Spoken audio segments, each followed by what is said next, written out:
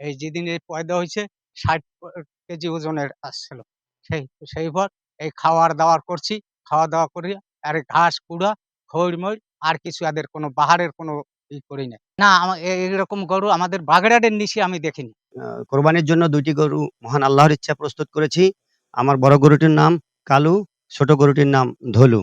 এই বড় গরুটির লাইফ ওয়েট আছে ৩৫ মণ আর ছোট গরুটির লাইফ ওয়েট আছে ২৫ মণ আনুমানিক। কিন্তু এই বড় গরুটির বয়স ২.৫ বছর, ছোটটার বয়স ২ বছর ১ মাস এরকম হয়ে যাবে, আবার ২ বছর।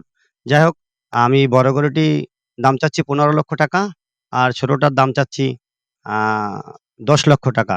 আর যদি কোনো ভদ্রলোক এই ২ টা গরু একসাথে নেন, আমি তাদের জন্য একটি ৫০,০০০ টাকা দামের খাসি উপহার দেব ইনশাআল্লাহ।